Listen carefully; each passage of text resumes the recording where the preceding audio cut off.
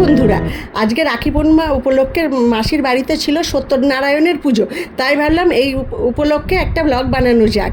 দেখো আমি মাসির বাড়ি চলে এসেছি আর ঘরের পিছনে খুব সুন্দর ফুল গাছ, তাই ভাবলাম তোমাদের সঙ্গে ফুলগুলো শেয়ার করা যায়। দেখো কি সুন্দর ফুল গাছ, আমার তো ভীষণ পছন্দ হয়েছে।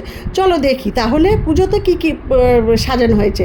দেখো সুন্দর করে আলপনা তো দেওয়াই হয়ে গিয়েছে আর সবাই হাতে হাতে গোছাচ্ছে। আর আমার দায়িত্ব ছিল মানে সিন্নিটা উপকরণটা দিয়ে সুন্দর করে সাজানো। আমি প্রথমে একটি পাত্র নিয়ে নিয়েছি পরিষ্কার করে, তার মধ্যে পরিমাণ মতো আটাটি চেলে নিয়েছি।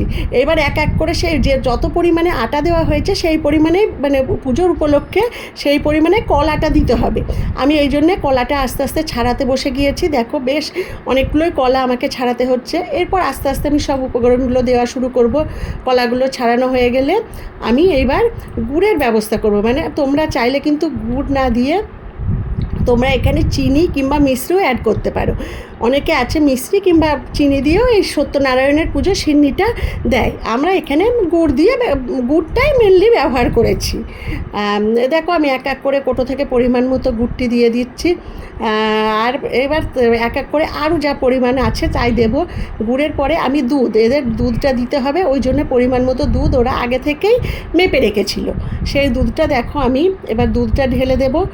তারপরে আর এক এক করে দেখো আমি দুধটা ঢেলে দিচ্ছি। সিন্নিটা কিন্তু এর ওপরেই নির্ভর করে। সত্যনারায়ণের পুজোর কিন্তু মূল উদ্দেশ্যই হচ্ছে সিন্নি প্রসাদ। এটা কিন্তু অবশ্যই মানে সত্যনারায়ণের পুজোতে সবাই দেয়। দেখো আমার দুধ দেওয়া হয়ে গেল। এইবার আমি দেবো আরও কিছু, তোমরা অ্যাড করতে পারো। এরপরে আমি দেবো একটু আমসত্ত্ব। দেখো আমি আমসত্ত্বটাকে বেশ সুন্দর করে পিস পিস করে কেটে ওই প্রসাদের মধ্যে দিয়ে দিচ্ছি। অনেকে আছে আমসত্ত্ব দেয়, আবার অনেকে নাও দেয়, কিন্তু একটু ভালো লাগার জন্যে অনেকে আমসত্ত্বটা খেজুর আমসত্ত্ব ব্যবহার করে। এখানে আমি আমসত্ত্বটা ব্যবহার করেছি। দেখো সুন্দর করে পিস পিস করে আমি আমসত্ত্বটি কেটে ওর মধ্যে ছড়িয়ে দিয়েছি। ওদিকে তো মানে আমার দিদি ওখানে পুজোর জোগাড় করছে, অনেক কিছুই লাগে ওখানে, ঠাকুরমশাই আসার সময় হয়ে যাচ্ছে, ওই জন্যে আমরা তাড়াতাড়ি করে একটু বিয়ে করছে। দেখো কাজু ছিল, আমি কিছুটা কাজু সিন্নির উপরে ছড়িয়ে দিলাম। এদিকে নৈবেদ্যটাও আছে পাশে, আমাকে ওটাও গোছাতে হচ্ছে। এরপরে আমি একটি নারকেল কুড়িয়ে নিলাম, কারণ সিন্নিতে নারকেলটা দেওয়া যেতে পারে।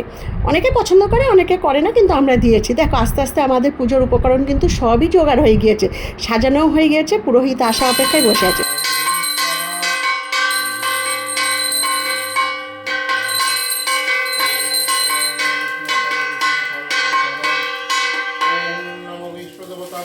स्वाहा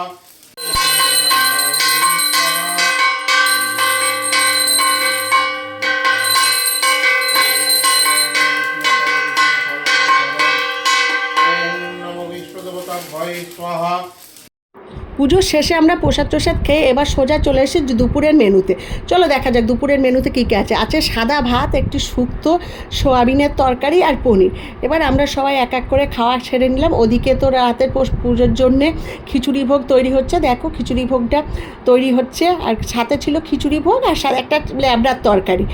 আমার চ্যানেলটি যদি তোমাদের ভালো লাগে অবশ্যই লাইক আর সাবস্ক্রাইব করে দিও।